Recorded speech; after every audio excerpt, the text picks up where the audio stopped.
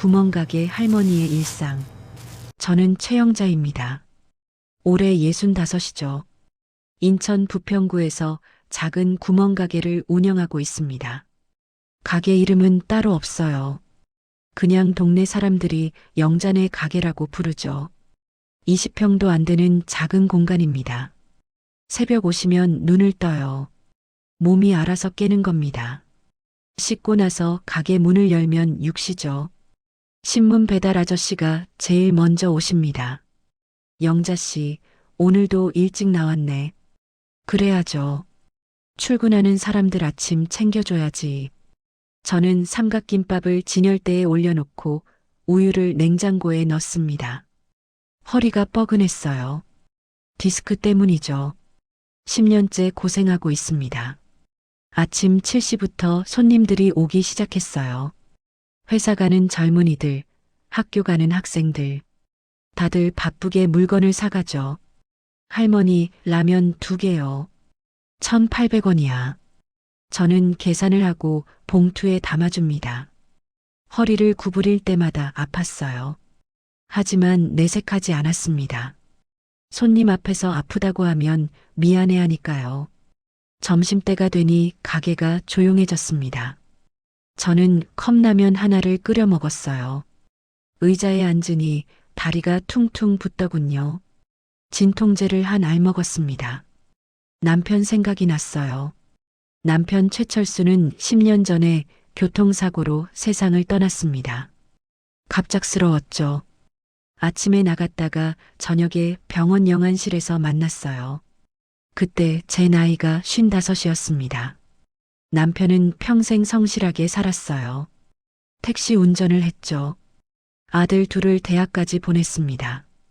큰아들 민수는 지금 회사원이고 작은아들 민호는 작은 식당을 운영해요. 오후 3시쯤 되니 학교 끝난 아이들이 왔습니다.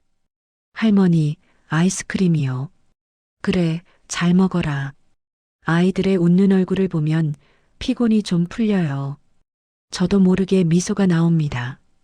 저녁 7시, 가게는 다시 바빠졌어요. 퇴근하는 사람들이 맥주며 안주를 사가죠. 저는 계산하고 포장하느라 정신이 없었습니다. 밤 10시가 되어서야 가게 문을 닫았어요. 하루 매출을 정리했습니다. 30만 원 정도 나왔어요. 요즘 같은 날씨엔 그나마 괜찮은 편이죠. 집은 가게 뒤편에 붙어 있습니다. 방 2칸에 부엌 하나. 혼자 살기엔 충분했어요. 저는 샤워를 하고 침대에 누웠습니다. 온몸이 쑤셨죠. 에휴. 한숨이 절로 나왔습니다. 언제까지 이렇게 살아야 할까요? 허리는 점점 더 아프고 손님은 줄어들고 편의점이 생기면서 장사가 예전 같지 않았어요. 다음 날은 토요일이었습니다. 오늘이 남편 10주기였어요. 아침 일찍 성묘를 다녀왔습니다. 묘소에서 남편한테 말했죠. 여보, 나 혼자 참 힘들게 살고 있어. 그래도 건강하게 있으니까 걱정 말아요. 집에 돌아오니 오후 2시였습니다. 가게는 주말이라 손님이 없었어요. 저는 창고를 정리하기로 했습니다. 남편 물건들이 아직 그대로 있었거든요. 창고 문을 열자 먼지가 풀풀 날렸습니다. 낡은 박스들이 쌓여 있었어요. 하나씩 열어봤습니다. 남편의 작업복, 낡은 공구들, 오래된 사진들. 하나하나 보다 보니 눈물이 났어요. 남편과 함께했던 시간들이 떠올랐습니다. 박스 맨 밑에서 노란 봉투가 나왔습니다. 봉투를 열자 오래된 서류가 나왔어요. 등기권리증이라고 적혀 있었습니다. 발급일자를 보니 1999년이었죠. 25년 전입니다. 인천광역시 연수구 송도동 산 245번지. 지목 잡종지. 면적 4,958제곱미터. 약 1,500평 정도 되는 땅이었습니다. 저는 눈을 의심했어요. 남편이 땅을 가지고 있었다니. 한 번도 들어본 적이 없었거든요. 이게 뭐지? 저는 등기권리증을 들고 거실로 나왔습니다. 소파에 앉아 자세히 읽어봤어요. 분명히 남편 이름으로 돼 있었습니다. 남편이 돌아가시기 전날 밤이 떠올랐어요.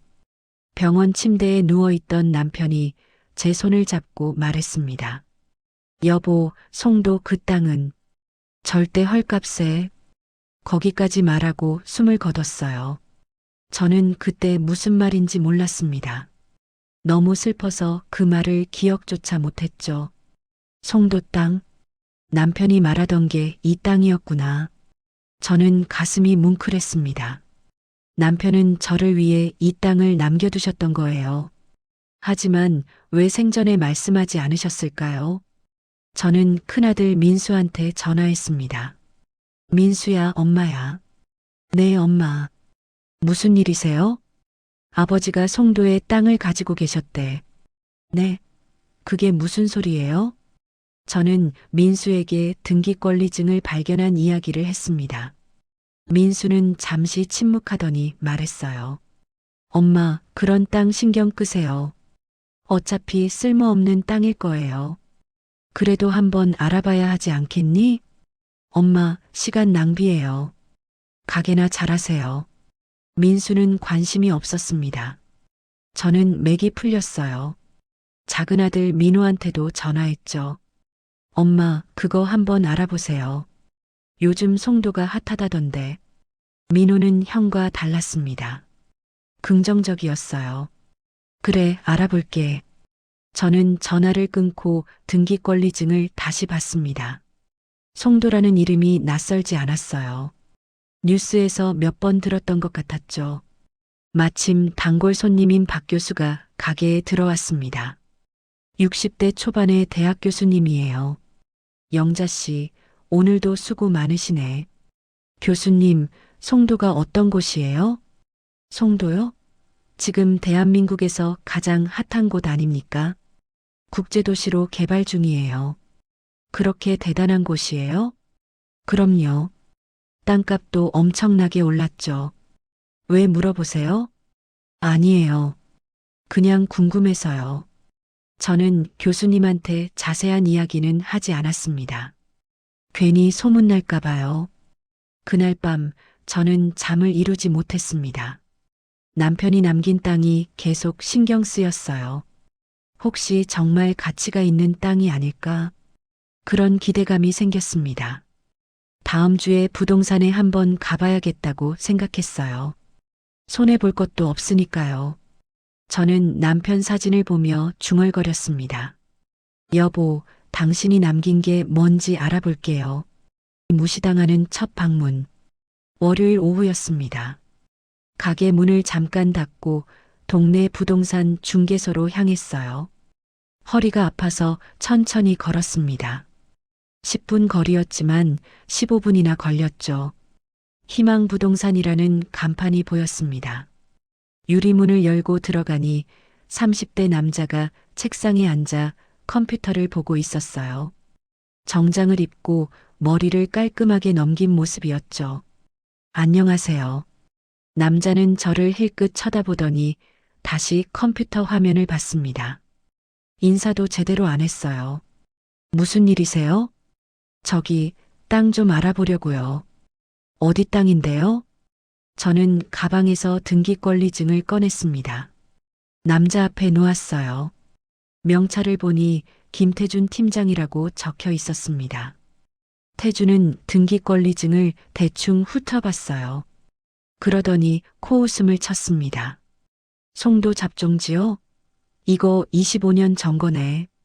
네, 그런데 혹시 팔 수 있을까요?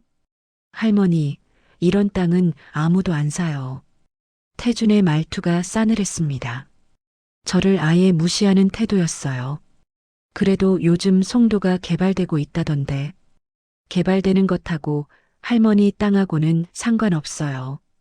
이건 그냥 바닷가 쓸모없는 땅이에요. 저는 얼굴이 화끈거렸습니다. 쓸모없는 땅이라니. 남편이 남긴 땅인데 말이죠. 그럼 대충이라도 얼마 정도 하나요? 잡종지는 평당 한 10만 원? 1,500평이면 1억 5천? 근데 그것도 팔린다는 보장 없어요. 1억 5천만 원. 제가 평생 모아도 만들 수 없는 돈이었습니다. 하지만 태준의 태도를 보니 뭔가 이상했어요. 그럼 한번 알아봐 주실 수? 할머니, 시간 낭비예요. 솔직히 말씀드리면 이런 땅 가지고 오시는 어르신들 많거든요. 근데 다 헛수고예요. 태주는 이제 노골적으로 귀찮다는 표정이었습니다. 그냥 가지고 계세요. 팔려고 하면 수수료만 날리고 안 팔려요. 그 돈으로 가게나 잘하시는 게 나아요. 가게 이야기까지 나오자 저는 기분이 상했습니다. 제 가게를 어떻게 아는 거죠? 어떻게 제 가게를? 동네가 좁잖아요. 영자네 가게 모르는 사람 없어요. 태주는 비웃듯 말했습니다. 저는 더 이상 할 말이 없었어요. 알겠습니다. 저는 등기권리증을 집어들고 일어났습니다. 태주는 인사도 없이 다시 컴퓨터만 봤어요. 저는 밖으로 나왔습니다. 차가운 바람이 얼굴을 스쳤습니다. 속상했어요. 남편이 남긴 마지막 재산인데 저렇게 무시당하다니. 저는 한숨을 쉬며 가게로 돌아가려 했습니다. 그런데 뒤에서 태준의 목소리가 들렸어요. 전화 통화하는 소리였습니다. 저는 발걸음을 멈췄어요. 네, 부장님. 방금 그 구멍가게 할머니 왔다 갔어요. 구멍가게 할머니라니. 저를 말하는 거였죠. 네, 송도 땅 가지고 1,500평짜리요. 근데 별거 아닌 것 같아요. 저는 귀를 기울였습니다. 네, 알겠습니다. 절대 건드리지 말라고요? 알았어요. 다른 중개소 가지 못하게 적당히 겁줬습니다. 절대 건드리지 말라고? 다른 중개소 가지 못하게 겁줬다고? 저는 온몸이 얼어붙었습니다. 무슨 소리죠? 왜 태주는 누군가한테 제 땅을 건드리지 말라고 보고하는 걸까요? 저는 서둘러 가게로 돌아왔습니다. 가슴이 두근거렸어요. 분명히 뭔가 있었습니다. 태준의 태도가 너무 이상했어요. 가게 안으로 들어와 문을 닫았습니다. 저는 의자에 앉아 등기권리증을 다시 꺼냈어요. 손이 떨렸습니다. 이 땅이 정말 쓸모없는 거라면 왜 저렇게 행동하지? 저는 가게 한쪽에 있는 낡은 컴퓨터를 켰습니다. 아들 민호가 가르쳐준 대로 인터넷을 켰어요. 검색창에 송도 개발이라고 쳤습니다. 여러 기사가 나왔어요. 송도 국제도시, 동부가 허브로 급부상, 송도 땅값 10년 새 20배 상승, 송도 개발 3단계 본격화, 자녀 부지 가치 급등. 저는 기사를 하나하나 읽었습니다. 손이 더 떨렸어요.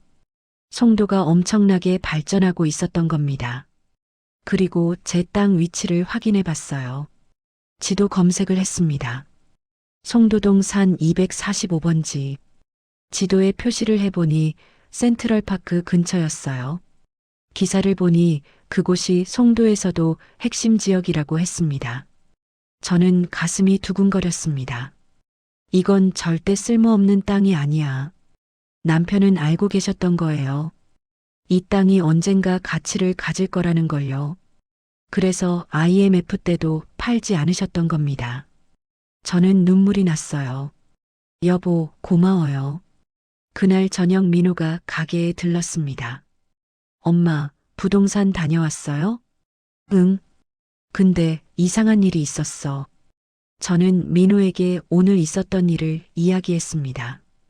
태준의 태도, 그리고 전화 통화 내용까지요.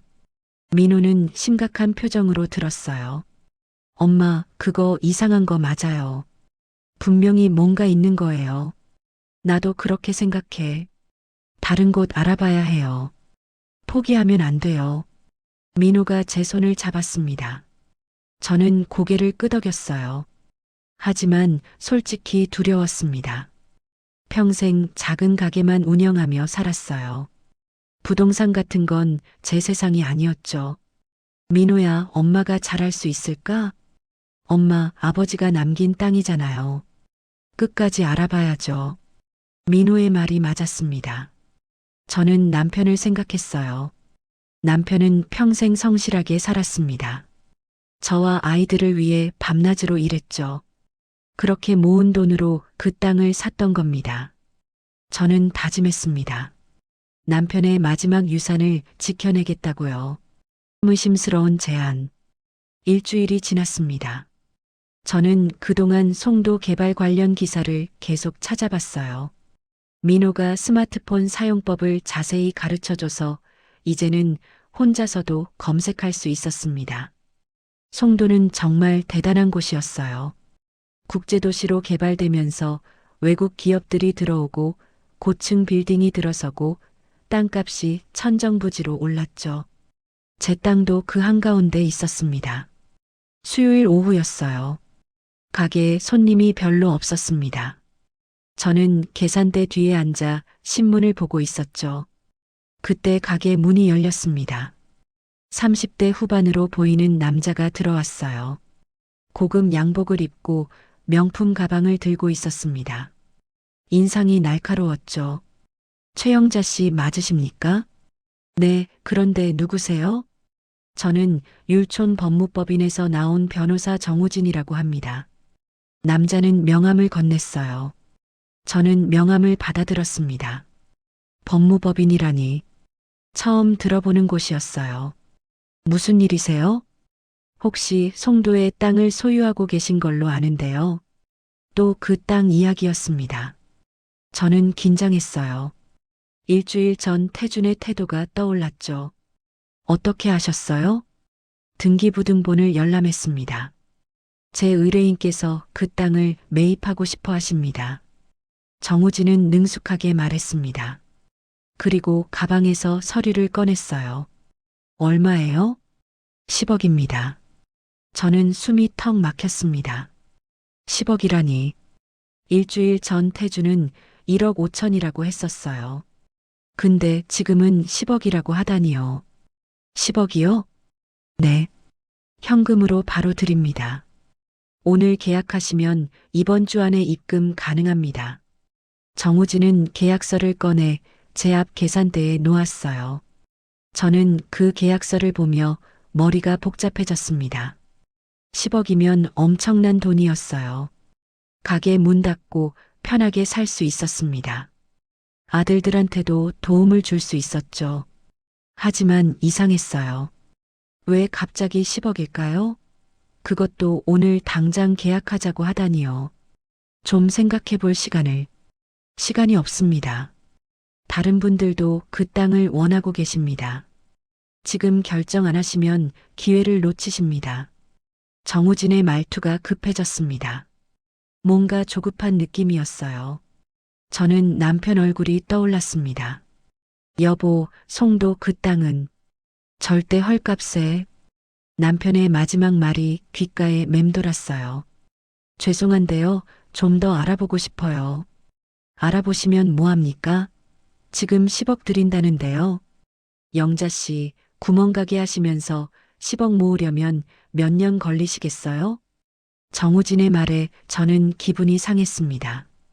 구멍가게라는 표현이 무시하는 느낌이었어요. 그래도 안 됩니다. 정우진의 표정이 굳었습니다.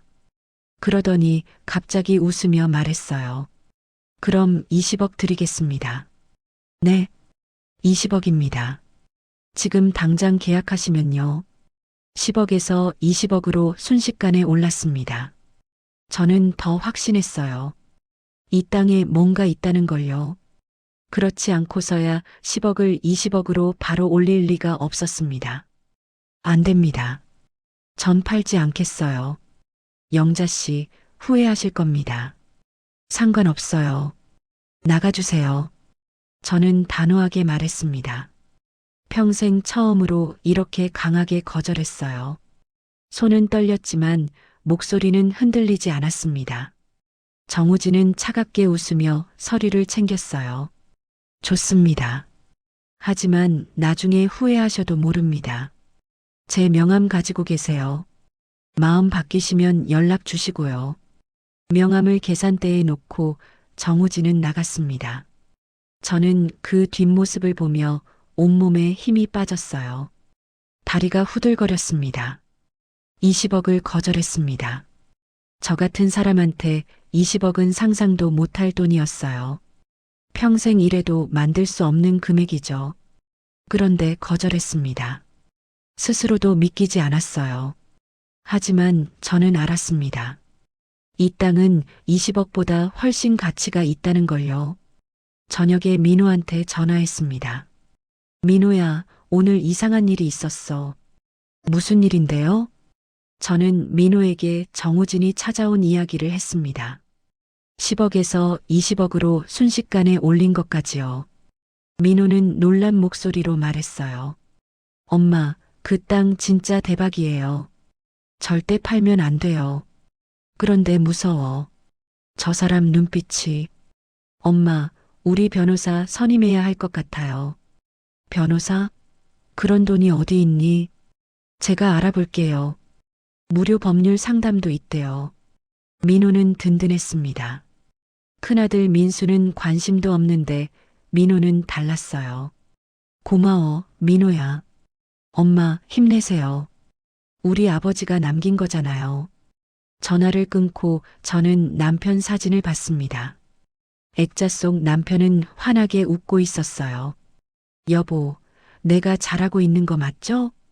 그날 밤 저는 잠을 이루지 못했습니다. 정우진의 마지막 말이 계속 머릿속을 맴돌았어요. 후회하셔도 모릅니다. 그게 무슨 뜻일까요? 협박인 걸까요? 저는 불안했습니다. 하재 시도 월계속지만 포기할 수는 없었어요. 남편이 목숨처럼 지킨 땅이었으니까요. 진실을 캐다. 다음 날 목요일 저는 가게 문을 일찍 닫았습니다. 남편의 옛 친구를 만나러 가기로 했어요. 민호가 연락처를 알아내줬습니다. 이사장이라는 분이었죠. 이사장은 인천 강화도에 사셨습니다. 버스를 2번 갈아타고 2시간을 달렸어요. 허리가 아팠지만 참았습니다. 꼭 만나야 했거든요. 강화도 읍내에 도착했습니다. 낡은 주택가였어요. 이사장 댁을 찾아가니 2층짜리 단독주택이었습니다. 초인종을 눌렀어요. 누구세요? 저 최철수 아내 영자입니다. 아이고, 영자씨. 문이 열렸습니다. 70대 초반으로 보이는 할아버지가 나오셨어요. 얼굴에 주름이 깊었지만 눈빛은 또렷했습니다. 이사장님, 오랜만이에요. 그러게. 철수 장례식 이후 처음이네. 들어와요. 저는 집 안으로 들어갔습니다. 이사장은 차를 내오시며 물으셨어요. 무슨 일이야? 남편 땅에 대해 여쭤볼 게 있어서요. 땅? 무슨 땅? 송도에 있는 땅이요. 혹시 아세요? 이사장은 고개를 끄덕이셨습니다. 알지. 철수가 그 땅은 특별하다고 했어. 저는 가슴이 뛰었어요. 특별하다고요? 그래. 철수가 그러더라고. 바다가 육지되는 자리래. 언젠가는 대단한 곳이 될 거라고. 이사장은 찻잔을 들며 계속 말씀하셨어요. 그게 한 25년 전이야. 철수가 택시 운전하면서 번 돈 모아서 그 땅을 샀어. 다들 미쳤다고 했지. 바닷가 쓸모없는 땅을 왜 사냐고. 그런데 왜 샀어요? 철수가 신문을 많이 봤거든. 송도가 개발된다는 기사를 봤대. 간척 사업으로 바다를 메운다고. 그래서 미리 산 거야. 저는 눈시울이 뜨거워졌습니다. 남편은 알고 있었던 거예요. 그 땅이 언젠가 가치를 가질 거라는 걸요. 근데 IMF 때 힘들었잖아요. 왜 안 팔았어요? 팔려고 했지. 근데 아무도 안 사더래. 그때는 다들 돈이 없었으니까. 철수가 그러더라고. 차라리 잘 됐다고. 이 땅은 영자한테 남겨줄 거래. 저는 눈물이 났습니다. 남편은 저를 위해 그 땅을 지켰던 거예요. 힘들어도 팔지 않고요. 사장님, 그 땅이 정말 가치가 있나요? 글쎄, 철수 말이 맞다면 지금쯤 엄청난 가치가 있을 거야. 송도가 국제도시가 됐잖아. 이사장은 신문을 한 부 가져오셨어요. 송도 개발 관련 기사가 일면에 있었습니다. 마, 요즘 송도가 이렇게 대단해. 저는 기사를 읽었습니다. 송도 국제도시 3단계 개발이 본격화된다는 내용이었어요. 자녀 부지의 가치가 급등하고 있다고 했습니다. 영자 씨, 그 땅 절대 헐값에 팔지 마. 철수가 그렇게 지킨 건데. 네, 안 팔 거예요. 저는 이사장께 감사 인사를 드리고 나왔습니다. 그리고 바로 인천시립도서관으로 향했어요. 송도 개발에 대해 제대로 알아봐야겠다고 생각했습니다. 도서관에 도착해 사서에게 물었어요.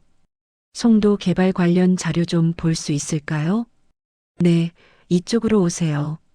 사서는 저를 자료실로 안내했습니다. 송도 개발 관련 책과 보고서가 여러 권 있었어요. 저는 하나씩 펼쳐봤습니다. 송도 국제도시는 1994년부터 계획됐다고 나와 있었어요. 바다를 메워서 새로운 도시를 만드는 대규모 간척 사업이었죠. 1단계는 2000년대 초반에 완료됐습니다. 2단계는 2010년대에 진행됐고요. 그리고 지금은 3단계가 시작됐다고 했습니다. 제 땅 위치를 확인해 봤어요. 지도를 펼쳐보니 제 땅은 2단계와 3단계 사이에 있었습니다. 핵심 상업지구 바로 옆이었죠. 감정평가 자료도 있었어요. 그 지역 땅값이 평당 얼마인지 나와 있었습니다. 평당 2천만 원. 저는 계산을 해봤어요. 1500평이면 300억이었습니다. 손이 떨렸어요. 300억이라니. 상상도 할 수 없는 금액이었습니다. 정우진이 20억을 제시한 이유를 알았어요. 헐값에 사서 되파는 거였죠. 저는 도서관을 나왔습니다. 밖에 서서 하늘을 올려다봤어요. 구름이 천천히 흘러가고 있었습니다.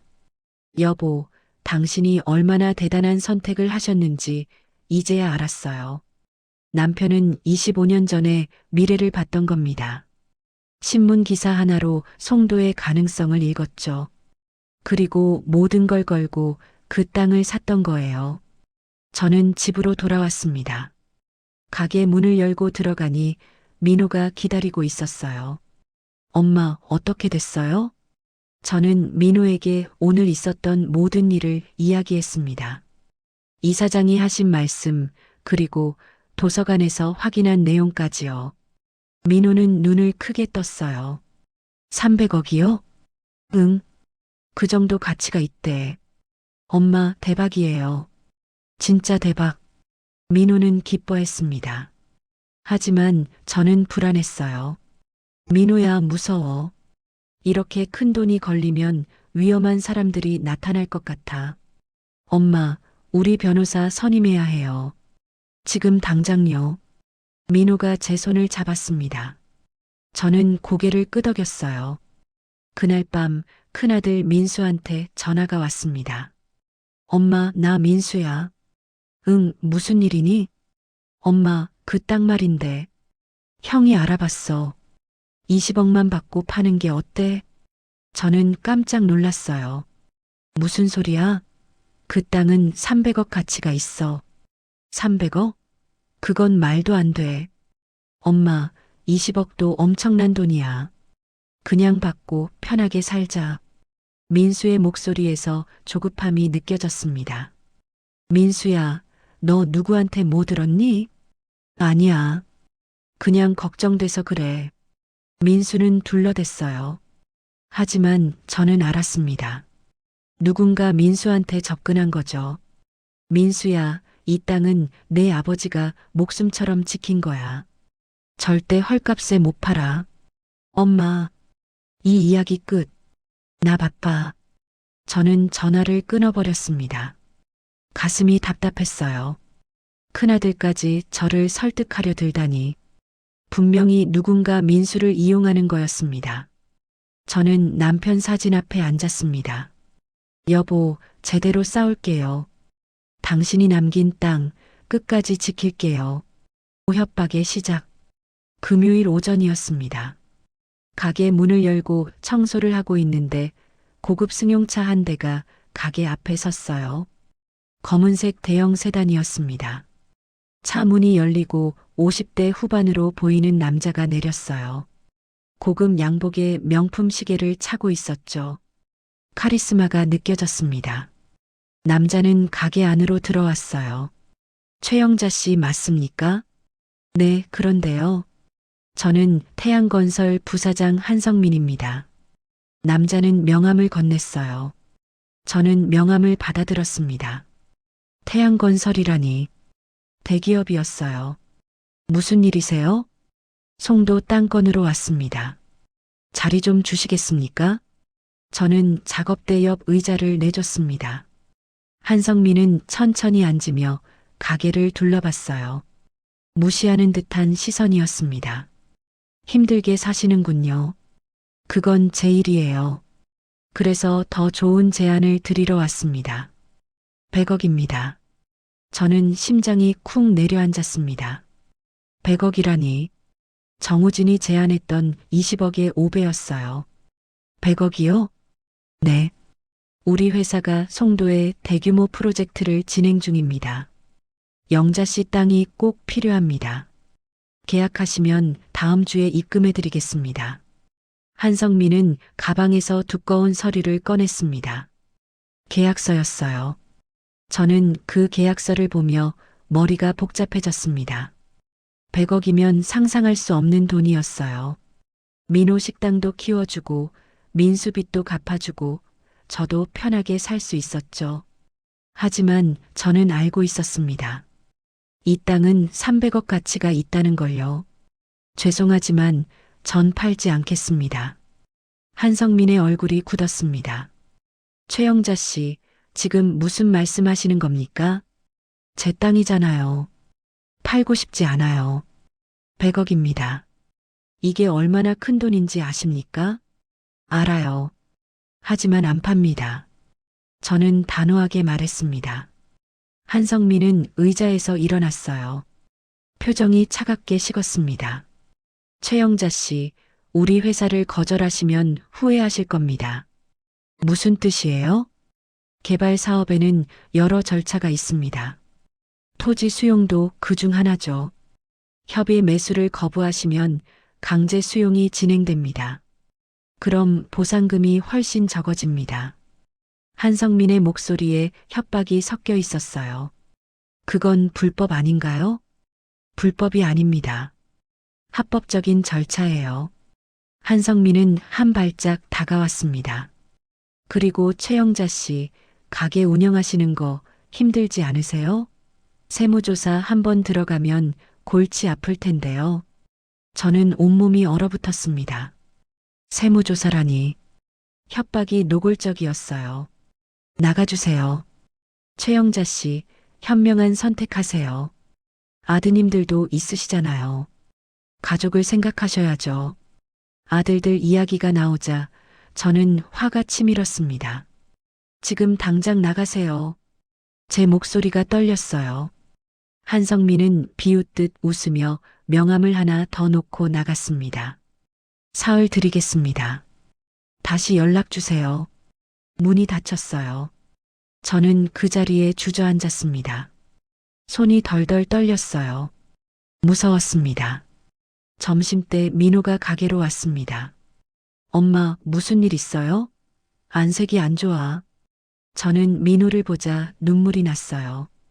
오늘 있었던 일을 이야기했습니다. 엄마, 우리 경찰에 신고해야 해요. 이건 명백한 협박이에요. 그래도 상대가 대기업이잖아. 그래도 법은 공평해요. 한번 가봐요. 민호가 제 손을 잡았습니다. 저는 고개를 끄덕였어요. 오후에 민호와 함께 경찰서를 찾았습니다. 민원실에서 협박 사건으로 신고를 했어요. 담당 형사가 나왔습니다. 40대 남자였죠. 어떤 일이십니까? 저는 처음부터 끝까지 모든 걸 이야기했습니다. 김태준, 정우진, 그리고 한성민까지요. 형사는 심각한 표정으로 들었습니다. 이건 명백한 협박입니다. 그런데 문제가 있어요. 뭔데요? 상대가 대기업이라는 점입니다. 그쪽에서 변호사를 동원하면 복잡해질 수 있어요. 그럼 어떡해요? 일단 조사는 하겠습니다. 하지만 시간이 걸릴 겁니다. 그동안 조심하세요. 저는 답답했어요. 시간이 걸린다니. 그 사이에 무슨 일이 생기면 어떡하죠? 가게로 돌아오는 길에 민호가 말했습니다. 엄마, 제 친구 중에 기자가 있어요. 한번 만나볼래요? 기자? 네. 이런 일은 언론에 알리는 게 나을 수도 있어요. 저는 고개를 끄덕였습니다. 다른 방법이 없었어요. 그날 저녁 가게 문을 닫고 집에 들어오니 현관 앞에 편지 한 통이 놓여 있었습니다. 봉투를 열어보니 사진 한 장이 들어 있었어요. 민호 식당 앞 사진이었습니다. 저는 온몸이 얼어붙었어요. 누군가 민호를 미행하고 있었던 겁니다. 저는 그 자리에 주저앉았습니다. 이 나쁜 사람들, 가족의 배신. 토요일 아침이었습니다. 저는 밤새 잠을 못 잤어요. 민호 사진이 계속 머릿속을 맴돌았습니다. 누군가 제 아들을 지켜보고 있다는 게 끔찍했어요. 새벽 6시에 일어나 민호한테 전화했습니다. 민호야, 너 괜찮니? 네, 엄마. 왜요? 어제 내 식당 사진이 집 앞에 놓여 있었어. 뭐라고요? 민호는 놀란 목소리로 물었어요. 저는 어제 일을 이야기했습니다. 엄마, 지금 당장 경찰서 가세요. 벌써 신고했어. 그럼 저도 지금 가요. 민호는 30분 만에 가게로 왔습니다. 얼굴이 창백했어요. 엄마, 이거 너무 심각한데요? 미안해. 엄마 때문에 내가. 엄마 잘못 아니에요. 저 나쁜 사람들이 잘못한 거죠. 민호가 저를 안아줬어요. 저는 아들 품에서 울었습니다. 그때 가게 문이 열렸습니다. 큰아들 민수였어요. 민수는 심각한 표정으로 들어왔습니다. 엄마, 나 형이야. 민수야, 왜 이렇게 일찍? 엄마, 우리 좀 이야기해요. 민수의 목소리가 굳어 있었어요. 저는 불길한 예감이 들었습니다. 무슨 이야기? 그 땅 말이에요. 100억만 받고 파는 게 어때요? 저는 민수를 똑바로 쳐다봤습니다. 민수야, 그 땅은 300억 가치가 있어. 엄마, 그건 말도 안 돼요. 100억도 엄청난 돈이에요. 우리 다 편하게 살 수 있어요. 민수가 한 발짝 다가왔어요. 엄마, 솔직히 말씀드릴게요. 태양건설에서 저한테 연락 왔어요. 엄마를 설득하면 수고비로 5억을 준대요. 저는 숨이 턱 막혔습니다. 수고비 5억이라니. 민수가 돈에 매수된 거였어요. 민수야, 너 지금 무슨 짓을 하는 거니? 엄마, 이게 다 우리를 위한 거예요. 100억 받으면 형한테 30억, 민호한테 30억, 엄마가 40억 가지면 돼요. 그럼 우리 다 편해요. 민수는 간절하게 말했습니다. 하지만 저는 실망스러웠어요. 민수야, 그건 내 아버지가 목숨처럼 지킨 땅이야. 아버지는 돌아가셨어요. 이제 우리가 현실을 봐야죠. 민호가 끼어들었습니다. 형이 지금 무슨 말을 하는 거예요? 저 사람들한테 매수됐어요? 민호야, 넌 몰라. 나도 빚이 있어. 회사 생활 힘들어. 이번 기회에 편하게 살고 싶다고. 민수와 민호가 서로 마주 섰습니다. 형, 그래도 이건 아니잖아요. 엄마한테 어떻게 이럴 수 있어요? 너는 좋겠다. 식당이나 하면서 편하게 살아서. 나는 회사 다니면서 얼마나 치이는지 알아? 두 아들이 다투기 시작했어요. 저는 끼어들었습니다. 그만해. 제 목소리가 가게 안에 울렸어요. 민수와 민호가 저를 봤습니다. 민수야, 나가. 엄마, 나가라고 했어. 다시는 이 땅 이야기 꺼내지 마. 저는 단호하게 말했습니다. 민수는 저를 보다가 결국 가게 문을 박차고 나갔어요. 민호가 제 어깨를 감쌌습니다. 엄마, 괜찮아요? 응, 괜찮아. 하지만 괜찮지 않았어요. 큰아들한테 배신당한 기분이었습니다. 저는 의자에 앉았어요. 민호가 물을 떠다 줬습니다. 엄마, 형 너무하네요. 민호야, 형을 미워하지 마. 형도 힘든 거야. 그래도 이건 아니잖아요. 저는 물을 마시며 생각했습니다. 이제 정말 혼자 결정해야 할 때가 왔어요. 가족조차 믿을 수 없으니까요. 민호야, 엄마가 혼자 할게. 엄마, 저 있잖아요. 고마워. 하지만 너까지 위험해지면 안 돼. 민호는 고개를 저었습니다. 엄마, 저 아버지 아들이에요. 끝까지 함께 할게요. 저는 민호를 안았어요. 이 아들이 있어서 얼마나 다행인지 몰랐습니다. 그날 오후 한성민한테 전화가 왔습니다. 최영자 씨, 아드님하고 이야기 잘 됐습니까? 무슨 소리예요? 민수 씨 말입니다. 저희가 좋은 조건을 제시했는데요. 비열하게 내 아들까지 이용하다니. 비열한 게 아니라 사업입니다. 최영자 씨가 협조만 하시면 되는 거예요. 저는 화가 났습니다. 절대 안 팝니다. 그럼 어쩔 수 없습니다. 다음 주부터 강경하게 나가겠습니다. 전화가 끊겼어요. 저는 온몸이 떨렸습니다. 역전의 시작. 월요일 아침 민호 친구인 이지은 기자를 만났습니다. 30대 초반의 여자 기자였어요. 작은 카페에서 만났습니다. 말씀하세요. 저는 처음부터 끝까지 모든 걸 이야기했습니다. 남편이 남긴 땅, 김태준과 정우진과 한성민의 협박, 큰아들의 배신까지요. 이지은 기자는 진지하게 들었어요. 메모를 하면서요. 이거 큰 기사감인데요. 태양건설이 토지 매점 매석을 하고 있었다는 증거도 있을 것 같은데요. 토지 매점 매석이요? 개발 정보를 미리 알고 땅을 싸게 사들이는 거예요. 불법입니다. 이지은 기자는 노트북을 꺼냈습니다. 제가 한번 취재해 볼게요. 증거만 확보되면 기사화할 수 있습니다. 정말요? 네. 이런 건 공익적인 문제니까요. 그리고 영자 씨 같은 분들을 보호해야죠. 저는 처음으로 희망이 보이는 것 같았습니다. 감사합니다. 아니에요. 제가 더 감사하죠.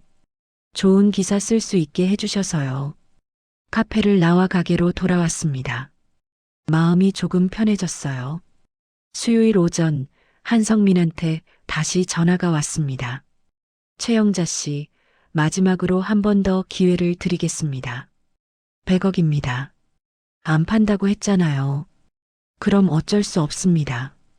오늘부터 세무조사 들어갑니다. 그리고 가게 영업정지 신청도 했습니다. 뭐라고요? 최영자 씨가 선택하신 겁니다. 전화가 끊겼어요. 저는 두려웠지만 포기하지 않았습니다. 그날 오후 정말로 세무서 직원들이 왔어요. 장부를 확인하겠다고 했습니다. 저는 당당하게 장부를 보여줬어요. 다 떳떳합니다. 확인하세요. 세무서 직원 제시도 월계속들은 3시간 동안 장부를 뒤졌습니다. 하지만 아무 문제도 없었어요. 저는 평생 정직하게 장사했으니까요. 이상 없습니다. 세무서 직원들이 돌아갔어요. 저는 안도의 한숨을 쉬었습니다. 목요일 아침 이지은 기자한테 연락이 왔습니다. 영자 씨, 증거 확보했어요. 정말요? 네. 태양건설이 송도 일대 땅을 불법으로 매입했다는 증거요. 내부 고발자도 나왔고요. 저는 가슴이 두근거렸습니다. 그럼 이제 어떻게 되는 거예요? 내일 아침 일면에 나갑니다. 준비하세요. 금요일 아침 신문 일면에 기사가 떴습니다. 태양건설, 송도 개발지 불법 매점 매석 의혹. 기사에는 한성민과 정우진의 이름이 명시돼 있었어요. 그들이 개발 정보를 미리 입수해 송도 일대 땅을 헐값에 사들였다는 내용이었습니다. 그리고 제 이야기도 나왔어요. 협박당한 구멍가게 주인의 증언이라고요. 저는 신문을 보며 울었습니다. 드디어 세상에 알려진 거예요. 오전 10시쯤 경찰서에서 전화가 왔습니다. 최영자 씨, 한성민을 긴급 체포했습니다. 정말요? 네. 협박과 불법 토지 매입 혐의입니다. 정우진도 조사 중이고요. 저는 전화를 끊고 그 자리에 주저앉았어요. 다리에 힘이 풀렸습니다. 끝났어요. 드디어 끝난 거예요. 민호가 가게로 달려왔습니다. 엄마 봤어요? 뉴스에 나왔어요. 응, 봤어. 엄마 해냈어요. 정말 해냈어요. 민호가 저를 안았어요. 우리는 한참을 그렇게 안고 있었습니다. 오후에는 인천시청에서 연락이 왔습니다. 최영자 씨, 토지 보상건으로 연락드렸습니다. 네. 정상적인 절차로 보상이 진행됩니다. 감정평가 결과 300억으로 책정됐습니다. 300억. 제가 예상했던 금액이었어요. 하지만 직접 듣고 나니 믿기지 않았습니다. 300억이요? 네. 송도 핵심 상업지구 인근이고 개발 확정 구역이라서 그렇습니다. 정당한 가격입니다. 전화를 끊고 저는 멍하니 앉아 있었어요. 현실 같지 않았습니다. 저녁에 민수가 가게로 왔습니다. 엄마. 민수는 제 앞에 서서 고개를 숙였어요. 죄송합니다. 제가 잘못했어요. 저는 민수를 보며 아무 말도 하지 않았습니다. 엄마 용서해 주세요. 제가 돈에 눈이 멀었어요. 정말 미안해요. 민수는 울고 있었어요. 저는 한숨을 쉬었습니다. 민수야. 네, 엄마. 내 아버지가 얼마나 힘들게 그 땅을 지켰는지 아니? 죄송해요. 용서는 해줄게. 하지만 시간이 필요해. 당분간 엄마 얼굴 보지 마. 민수는 고개를 숙인 채 나갔습니다. 저는 아들의 뒷모습을 보며 씁쓸했어요. 일주일 후 김태준이 가게를 찾아왔습니다. 사장님, 태준은 제 앞에 서서 고개를 숙였어요. 죄송합니다. 제가 잘못했어요. 저는 태준을 보며 아무 말도 하지 않았습니다. 사장님 용서해 주세요. 저도 회사 지시를 따른 것뿐이에요. 나가세요. 사장님, 2번 다시 제 앞에 나타나지 마세요. 태준은 울면서 나갔습니다. 저는 그 뒷모습을 차갑게 바라봤어요. 용서는 아직 이른 것 같았습니다. 새로운 시작. 1년이 지났습니다. 저는 이제 가게를 2개 더 냈어요. 원래 가게는 그대로 두고 옆 동네에 2개를 더 열었습니다. 직원도 6명 고용했어요. 혼자 일하던 때와는 완전히 달라졌죠. 하지만 저는 여전히 원래 가게에 나옵니다. 손님들을 직접 맞이하고 물건을 정리하고 계산을 해요. 이 일이 좋거든요. 다만 한 가지 바뀐 게 있습니다. 매주 화요일과 목요일 동네 혼자 사시는 어르신들한테 생필품을 무료로 배달해 드려요. 제가 직접 찾아가서 드리고 안부도 여쭙니다. 영자 씨, 고마워요. 아니에요. 제가 더 감사하죠. 어르신들의 웃는 얼굴을 보면 제 마음도 따뜻해집니다. 민호는 식당을 3개로 늘렸어요. 장사가 잘 돼서 직원도 10명 넘게 고용했습니다. 저는 민호가 자랑스러웠어요. 엄마, 다 엄마 덕분이에요. 무슨 소리야? 내가 열심히 한 거지. 아니에요. 엄마가 끝까지 포기 안 하셨잖아요. 민호는 지금도 일주일에 한 번씩 가게에 와요. 제 허리 안마도 해주고 이런저런 이야기도 나눕니다. 민수는 회사를 그만뒀습니다. 작은 사업을 시작했어요.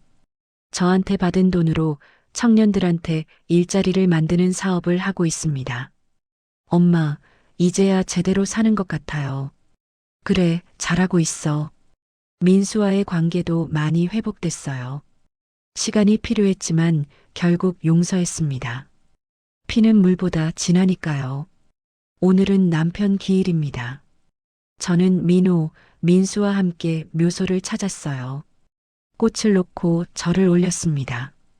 여보, 잘 지내고 있어요. 묘비를 보며 저는 눈물이 났습니다. 남편은 25년 전에 이미 모든 걸 준비하셨던 거예요. 제가 힘들 때 기댈 수 있도록요.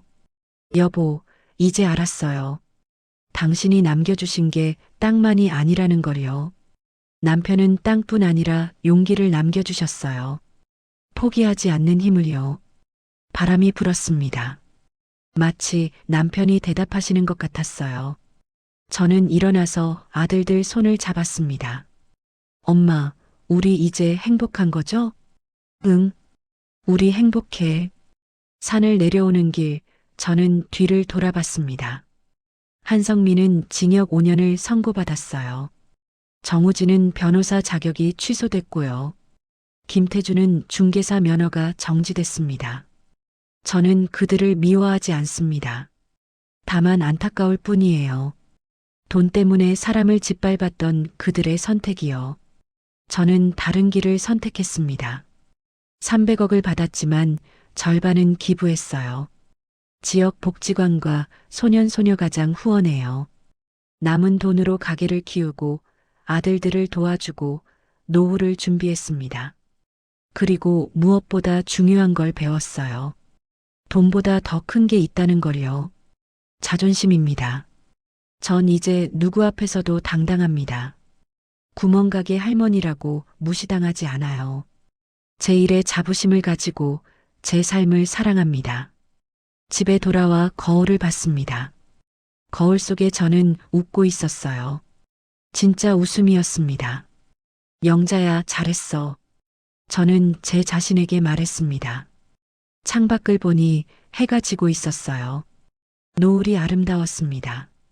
내일도 가게에 나갈 겁니다. 손님들을 맞이하고 물건을 정리하고 어르신들 생필품을 배달해 드릴 거예요. 그게 제 일이고 제 삶이니까요. 저는 최영자입니다. 구멍가게 사장이고 민호와 민수의 엄마이고 최철수의 아내입니다. 그리고 이제는 당당한 사람입니다. 남편이 25년 전에 심어놓은 씨앗은 이렇게 꽃을 피웠습니다. 돈이라는 열매만이 아니라 용기와 자존심이라는 열매로요. 가게 앞 간판을 보며 저는 생각했습니다. 영자네 가게. 이 작은 간판이 이제는 자랑스럽습니다. 평생 이 일을 하며 살았고 앞으로도 그럴 겁니다. 허리는 여전히 아파요. 하지만 이제는 진통제 없이도 버틸 수 있습니다. 마음이 편하니까요. 저는 남편 사진을 꺼내 들었습니다. 여보, 고마워요. 당신 덕분에 제가 이렇게 강해졌어요. 사진 속 남편은 환하게 웃고 있었어요. 저도 따라 웃었습니다. 이제 새로운 시작입니다. 남은 인생을 당당하게, 행복하게 살아갈 겁니다. 그게 남편이 진짜 원했던 거니까요.